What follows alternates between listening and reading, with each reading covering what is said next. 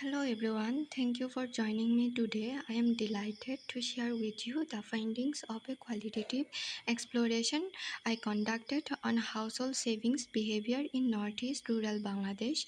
Our study was guided by a simple yet powerful tool, the Venn-diagram.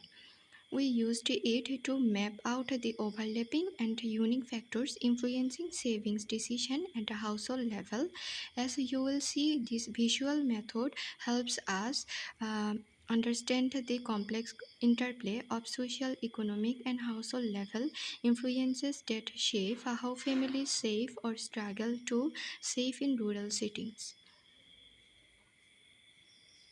Definition of Venn diagram. Let's start with a basic question. What is a Venn diagram and why use it in research? A Venn diagram is a visual method that uses overlapping circles to show relationships among different sets of data.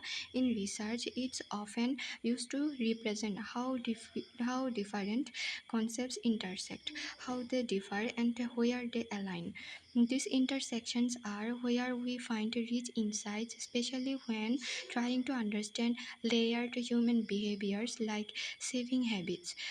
What is special about the Venn diagram is that it does not just show isolated factors, it shows how they relate. In our case, we wanted to look at household behaviors not in isolation but as part of a wider web of economic and social factors.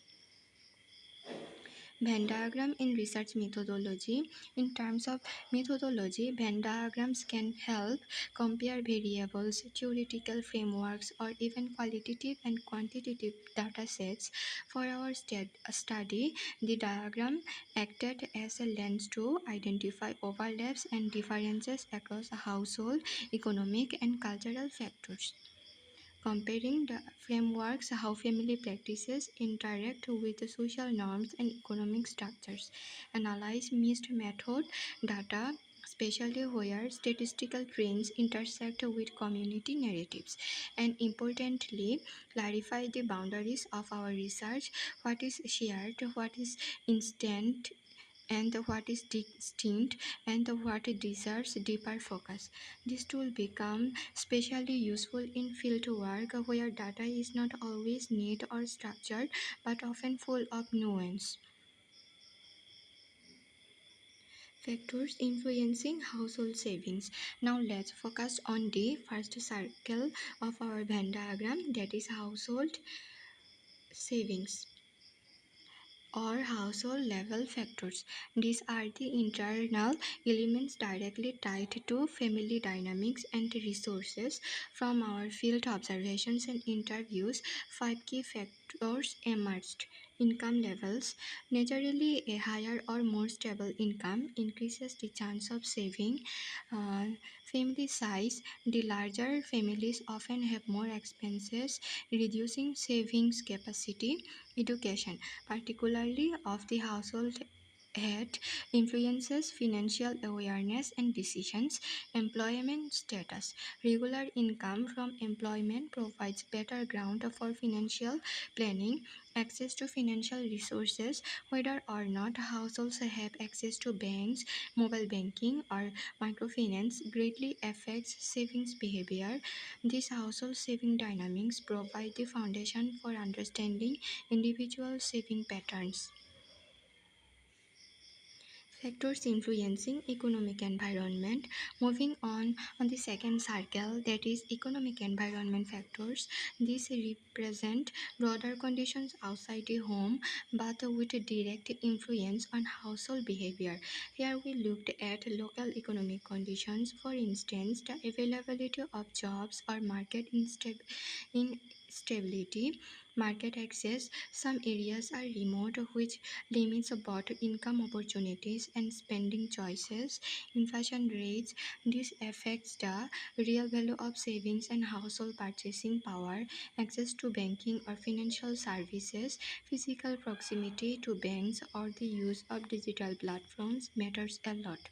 Agricultural trends. Since many rural households rely on farming, Seasonal yields impact both income and savings. These factors often shift unpredictably, and the households must constantly adapt to them.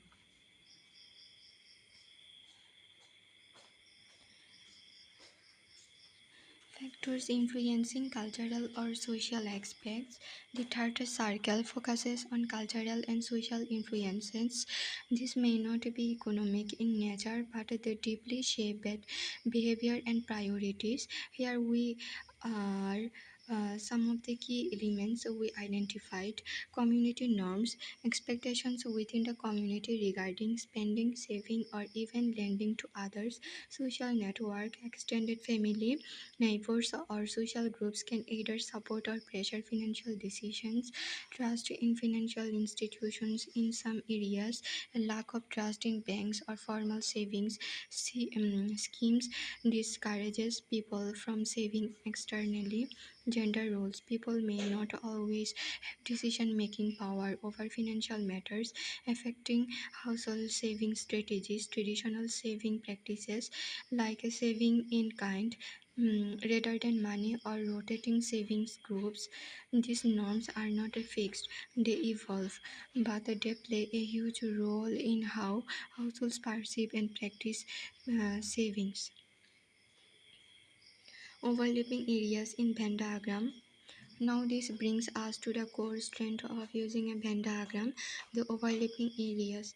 This is where insights really come alive.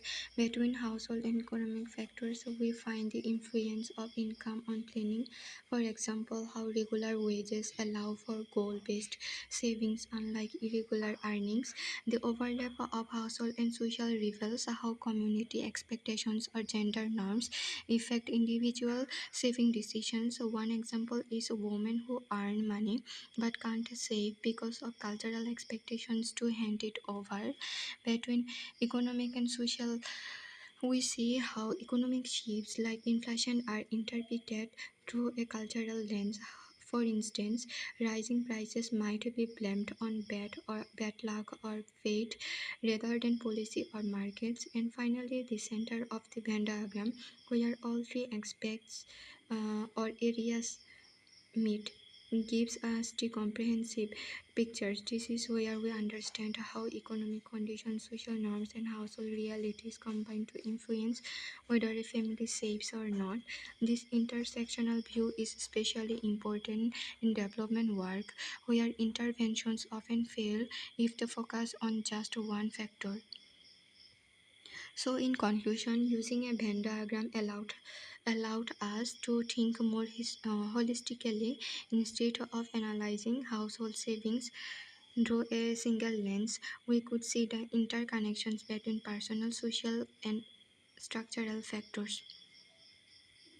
This has not only helped in understanding behavior but also in identifying potential leverages points, areas where a small change could have a big impact, like improving financial literacy or building trust in local financial institutions. Thank you all for your valuable time.